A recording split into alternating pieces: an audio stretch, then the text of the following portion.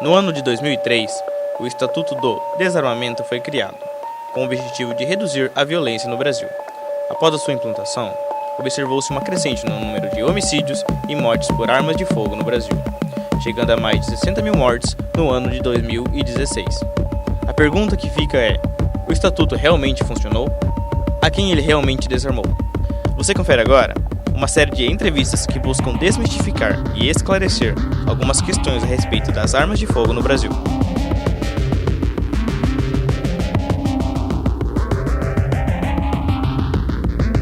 Qual era o objetivo da lei? O objetivo da lei essencialmente era reduzir os casos de violência com armas de fogo no Brasil. Nos últimos 10 anos, isso não foi observado, pelo contrário, explodiram os casos de violência no Brasil, aumentou exponencialmente. Hoje, morrem no Brasil vítimas de arma de fogo quase o mesmo número que 2 bombas atômicas.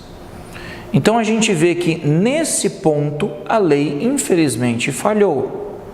A lei não atingiu o seu objetivo. Vários autores defendem que não houve um respeito à vontade popular, porque em nenhum momento do referendo foi criado qualquer condicionante para o comércio de armas de fogo. A pergunta era bem simples: o comércio de armas de fogo e munição deve ser proibido no Brasil?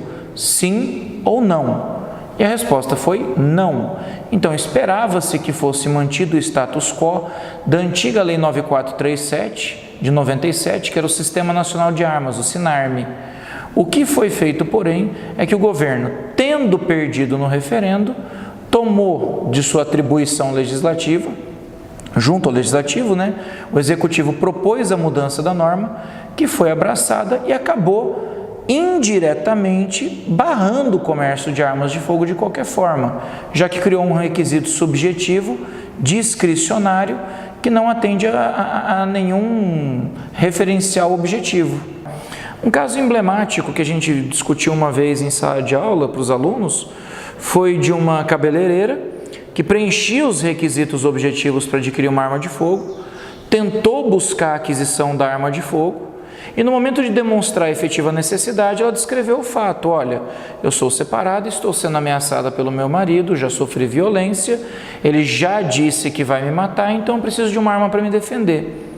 E isso não foi considerado uma efetiva necessidade e ela não teve autorizada a compra da arma de fogo. Pouco tempo depois, 1 mês, 2 meses depois, o sujeito de fato invadiu o trabalho dela e a matou com um tiro na cabeça. Ou seja, se ela de repente tivesse obtido a arma de fogo no primeiro momento, ela talvez tivesse alguma chance de se defender. O que infelizmente não pôde acontecer, porque mesmo demonstrando por boletins de ocorrência, por documentos, que ela estava sendo ameaçada, que ela já havia sofrido violência, entendeu-se que não havia uma necessidade efetiva e ela não pôde adquirir a arma.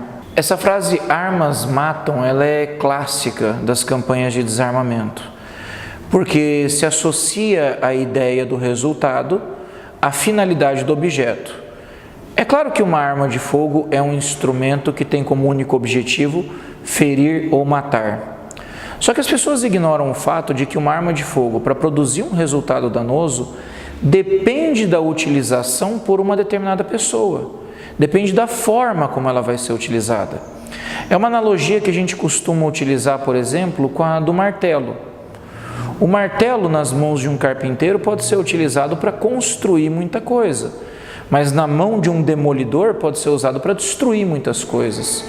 O mesmo se aplica à arma de fogo. Ainda que seja um instrumento letal, ela não tem a única finalidade de causar danos e matar pessoas. Ela pode servir para proteger sua propriedade, para proteger a sua vida, proteger a vida de um terceiro. Ou seja, ainda que seja um instrumento letal, o contexto da utilização dessa arma precisa ser sempre considerado, para que você não coloque na vala comum a pessoa que comete um crime com o dolo específico de realmente matar uma pessoa e a pessoa que utiliza a arma de fogo simplesmente para defender a vida de alguém, de um ente querido, etc. As armas são instrumentos letais, mas elas não matam. Quem mata são as pessoas. A lei antiga, a 9437, ela permitia o porte de arma. Você, cidadão, podia carregar uma arma com você. E você não tinha bang bang na rua, você não tinha tiroteio na rua, você não tinha tiroteio em escola. Havia, claro, crimes, havia sim homicídios, havia casos sim. Se você liberar hoje a compra da arma para o cidadão, a gente tem que lembrar, o atual Estatuto do Desarmamento fala só em posse de arma de fogo. O sujeito não pode carregar a arma com ele no carro. Então esse argumento de que, se liberar vai ter tiroteio no trânsito, vai ter mais morte no trânsito. A pessoa que está carregando uma arma com ela no carro já está cometendo um crime. E é importante a gente ressaltar, na época que você podia carregar, você já não tinha tantos casos. O que muda para dizer que hoje vai ser aí um ensaio de um genocídio? Então é preciso lembrar desse detalhe. A lei atual fala de posse, você tem que ter arma na sua casa. Se você vai achar que vai ter um tiroteio no trânsito, vai matar alguém, aquele cara que está carregando a arma no carro já está cometendo um crime. Eu não creio que haveria um problema como esse, porque a lei antigamente era muito mais permissiva do que hoje. E nós não tínhamos tiroteio nas ruas todos os dias. O Estatuto do Desarmamento, ele possui um crime específico chamado omissão de cautela. O que significa esse crime? Você que adquiriu uma arma e tem essa arma na sua casa, por omissão, por negligência, não tomou os cuidados necessários para que o seu filho menor ou incapaz tivessem acesso à arma de fogo. Ou seja, isso também acaba sendo um tabu, porque já existe uma preocupação na lei em evitar que o menor de idade pegue a arma do pai, pegue a arma da mãe e tenha acesso a ela. Porque essa conduta já é tipificada e já é criminalizada no Estatuto do Desarmamento. Se eu adquiro uma arma de fogo, eu tenho que ter a consciência de que eu tenho uma responsabilidade muito grande em manter essa arma num lugar seguro, em um lugar que o menor, que a criança, que o incapaz não possam acessar. E aí vem as recomendações clássicas de segurança. Manter a arma guardada desmuniciada, de preferência num cofre, numa gaveta trancada, num lugar alto em que a criança não alcance. Para isso já existe uma preocupação na lei, para isso já existe um crime na lei, que é a omissão de cautela. Então creio que isso não deveria ser um tabu, já que ele já é previsto na norma.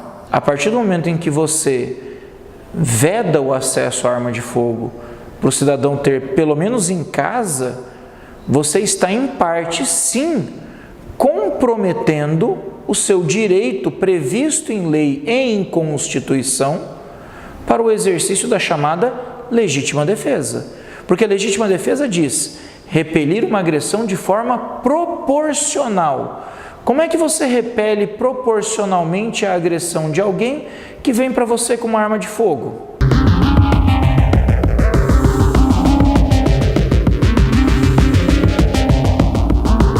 Bom, meu nome é Carmen Sestari, eu sou jornalista.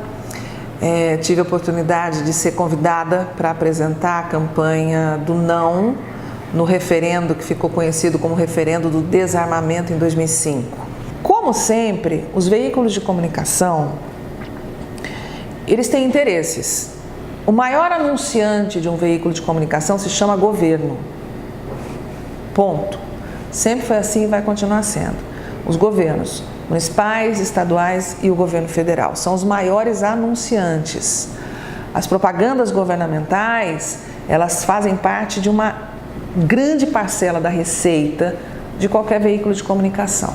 Já existiam campanhas, já existiam algumas propagandas, alguns comerciais na televisão, algumas peças publicitárias que já estavam induzindo as pessoas, falando do desarmamento, falando do risco de ter arma, e eram peças feitas por cineastas, teoricamente de graça, já estimulando a população a votar no sim. Sim, eu sou a favor do desarmamento, como se isso fosse levar a uma queda na violência. Era o direcionamento dessas propagandas já. Os veículos de comunicação na época, sim, existia uma tendência.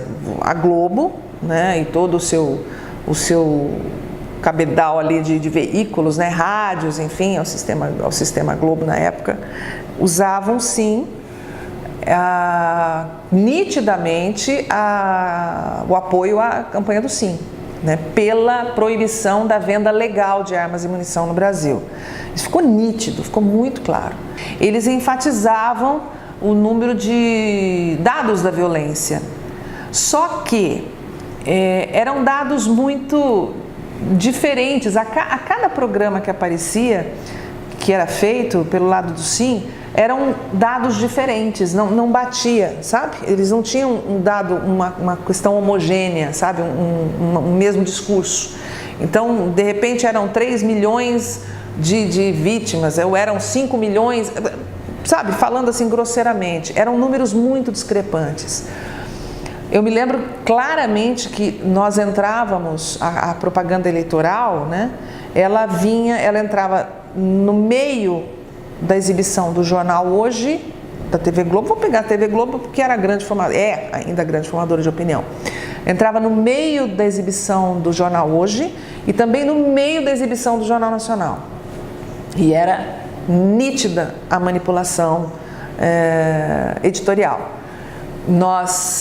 Logo depois que nós veiculávamos, né, que era veiculada a propaganda eleitoral, não me lembro mais quanto tempo que era para cada um, imediatamente depois vinha uma matéria sobre violência. Imediatamente depois. Vinha uma matéria sobre violência com o uso de armas. Então, houve sim uma pressão imensa dos veículos de comunicação, principalmente da Globo, no apoio ao governo Lula, na época, para que sim proibisse a venda legal de armas e munição no Brasil. Foram usados os medalhões da Globo, os atores, apresentadores, enfim, para aparecer nessas peças publicitárias.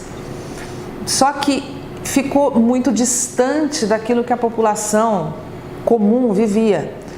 Então você vê um Luciano Huck ou uma Angélica falando que não, tem que desarmar porque não pode, porque senão a violência vai crescer e tal. Eles andavam e andam de carros blindados, eles andam de helicóptero, eles não vivem essa realidade. Não que eles não estejam submetidos ou correndo risco de serem vítimas da violência, nada disso. Só que eles colocavam uma realidade muito distante da média ou da imensa maioria da população brasileira. Eles estavam num patamar muito distante da população que todos os dias é submetida à violência. Então era muito fácil, né? Falar, não, olha, você não pode ter arma, você não deve ter isso, não deve ter aquilo, porque você vai estimular a violência. Só que eles eram protegidos por guarda-costas, protegidos por casas com muros altíssimos, vigiadas, podiam pagar uma segurança particular, e isso ia de encontro à realidade do brasileiro, que era completamente contrária. E a cada peça que aparecia, a cada peça publicitária que aparecia um artista da Globo falando, ficava cada vez mais nítido que era assim uma coisa bem tendenciosa, e enquanto que do nosso lado, do lado do não, nós usávamos pessoas comuns dando entrevista, vítimas de violência, delegados, médicos do SUS, pessoas que lidam com essa violência cotidianamente. Então ficou assim gritante a diferença, né? E nós não usamos em nenhum momento pessoas famosas para fazer a campanha. Eu me lembro que pesquisas foram divulgadas e o não perdia de lavada, era uma coisa assim absurda, era, 15% para o não e o resto, 85% para o sim. E eu não me lembro exatamente de números, mas era uma coisa muito distante um do outro. E quando começamos a divulgar o trabalho, quando começamos a apresentar as peças, o horário eleitoral entrou no ar e começou efetivamente a discussão, né, pela televisão, lembrando que a gente não tinha redes sociais naquela época, você não tinha WhatsApp, você não tinha, essas redes sociais que hoje você transmite informação instantaneamente. Então era tudo pela televisão e pelo rádio. Foi aí que as pessoas foram sendo informadas. Eu me lembro claramente que eu estava na produtora e todo dia, a cada 2 dias vinha pesquisa, né? E começou a propaganda eleitoral entrou no ar e começou a haver uma diminuição dessa diferença. Começou a haver uma diminuição da diferença, até que lá pelas tantas, eu não sei se na metade ou próximo do fim, foram 20 dias de campanha, com 15 dias de campanha, 18 dias de campanha, nós passamos o sim. O não ficou na frente. Eu me lembro do ministro da Justiça na época, agora me esqueci o nome dele, ele até faleceu. O que derrubou a campanha do sim foi uma declaração desse ministro a membros do governo. Foi até gravado ali, não por câmera profissional, ele declarando o seguinte, textualmente ele falou: essa campanha do desarmamento não pretende desarmar bandido, pretende desarmar o cidadão comum. O ministro da Justiça da época declarou isso. Isso foi uma bomba, né, para quem estava pensando em votar sim, porque ficou escancarado que a intenção do governo era desarmar o cidadão comum e não os bandidos. A grande questão que existe é a quem interessa proibir a venda legal de armas e munição no Brasil. Essa é a grande questão, porque foram investidos milhões de reais num referendo. Foi uma campanha, foi uma votação, as pessoas foram obrigadas a votar. Né? Como se vota para prefeito, para governador, para presidente, foram obrigadas a votar. Né? Foi um processo eleitoral. E 63% para o não, invertendo completamente o jogo num período de 20 dias. Em 20 dias o Brasil tomou ciência da grande enganação que estava sendo proposta pelo governo, né? O governo Lula. E até hoje não existe essa resposta. Quem é que financiou e qual era o principal interesse em desarmar a população ou impedir o acesso legal a armas e munição?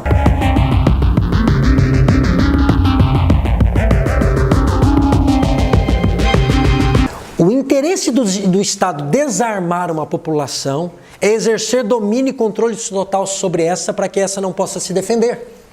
História é eu pegar um fato que aconteceu e fazer a leitura do presente dos processos socioeconômicos, culturais que existem nessa sociedade. Quando eu me volto para a Revolução Russa ou até a conquista do Oeste, quer dizer, ninguém ia para o campo se não fosse armado, ninguém ia para a conquista do Oeste se não fosse armado. Mas quando eu volto à Revolução Russa, aonde os sovietes, que eram os conselhos e assembleias de trabalhadores operários e o proletariado ela se armou para uma revolução. Quando do fim da revolução, do estabelecimento da revolução, aquele Estado foi desarmado, porque agora o Estado que assumiu o poder, que era o comunismo leninista e depois stalinista, ele retira da população o direito de se defender. Porque esse Estado vai retirando de todo mundo o direito de propriedade. Sobre o período de 250 anos de desarmamento japonês, isso é uma curiosidade para a gente falar sobre desarmamento, a população foi desarmada após o imperador, um senhor feudal, ganhar e conquistar todos os outros senhores feudais, criando uma unificação no Japão.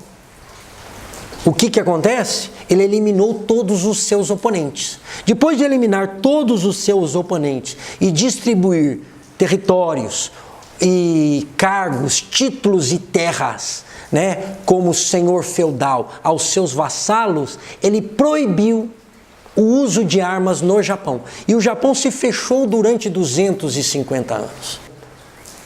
Então o que eles fizeram? Haviam 10% da população japonesa que fazia parte da nobreza.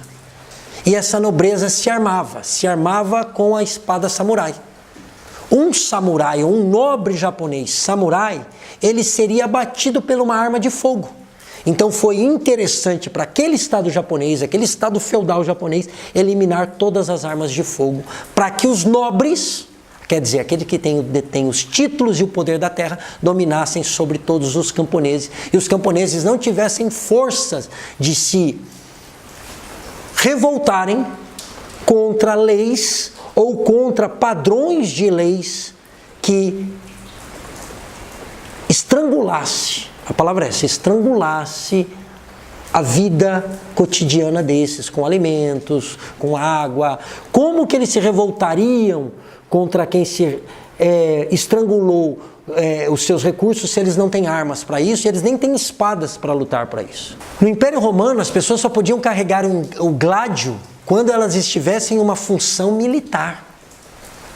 Para que o Estado romano ou aquela democracia romana, o Senado romano se defendesse do seu próprio cidadão. Só aqueles que tinham direito às armas em tempo de guerra poderiam usar essas armas. Então tudo eu controlo, tudo eu sugo para mim. Então esse cidadão não pode se defender. Ele tem que fugir. Você quer a maior ligação do desarmamento? A migração forçada de pessoas que querem ter uma melhor qualidade de vida em outros lugares. Eles tiveram que fugir, estão fugindo de seus países. Isso é razão de desarmamento, eles não podem se defender.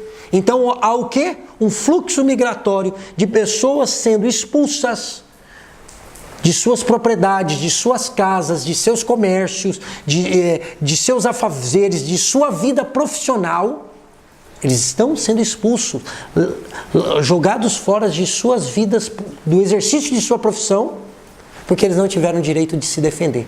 Então, Cuba e Venezuela fizeram o quê? Desarmaram para exercer controle total sobre o cidadão. O direito de defender é um direito que o ser humano tem. Se ele não pode se defender, ele já perdeu a sua vida.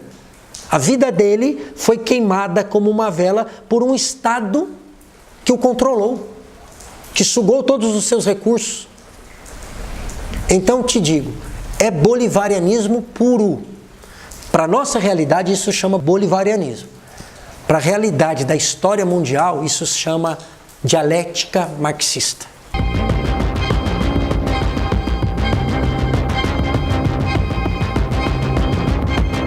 Com os menores índices de morte por arma de fogo. Em primeiro lugar está o Chile. O Chile é o país da América do Sul com o menor índice de mortes por arma de fogo. Em segundo lugar está o Uruguai.